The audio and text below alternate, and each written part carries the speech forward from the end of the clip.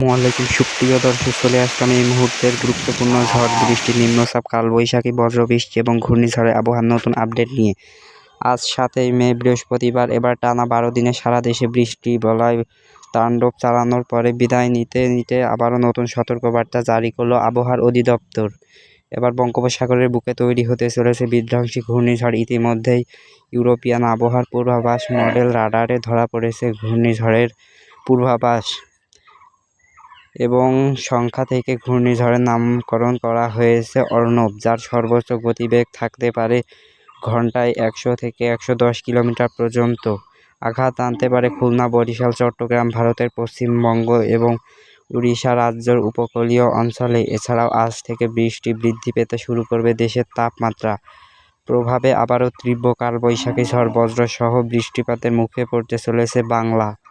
আজ রাতের মধ্যে রংপুর, রাজশাহী, ময়মনসিংহ, সিলেট, ঢাকা, খুলনা, বরিশাল এবং চট্টগ্রাম বিভাগের বেশ কয়েকটি জেলার উপর দিয়ে যেতে পারে তীব্র কালবৈশাখী ঝড়। আজ 7ই মে বৃহস্পতিবার, আগামীকাল 8ই মে শুক্রবার। আজ এবং আগামীকাল 24 থেকে 48 ঘন্টা কোন কোন জেলার আবহাওয়া কেমন থাকতে পারে, কোন কোন জেলাগুলোতে ঝড় বৃষ্টির সতর্কবার্তা রয়েছে, এ বিষয়ে কি বলছে আজকের আবহাওয়া রিপোর্ট জানিয়ে দিব আজকের ভিডিওতে। এবং আপনি আমাদের এই গুরুত্বপূর্ণ খবরটি কে কোন জেলা থেকে দেখছেন কমেন্ট করে জানিয়ে দিন, এবং চ্যানেলে নতুন হলে আমাদের চ্যানেলটি সাবস্ক্রাইব করে দিন এবং বন্ধুদের মাঝে শেয়ার করুন।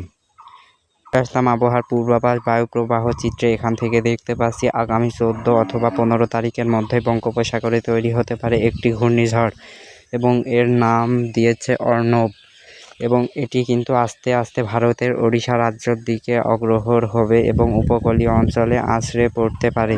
এর প্রভাবে দেশে দেখতে পাবো খুলনা, বরিশাল, চট্টগ্রাম, ভারতের পশ্চিমবঙ্গ উপকূলীয় অঞ্চলগুলোতে ব্যাপক ঝড় বৃষ্টি এবং ব্যাপক ক্ষতির সম্ভাবনা রয়েছে।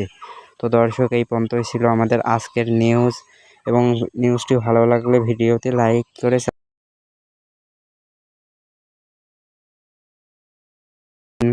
নিত্য নতুন নিউজ পেতে আমাদের চ্যানেলটি সাবস্ক্রাইব করুন এবং আপনার বন্ধুদের মাঝে শেয়ার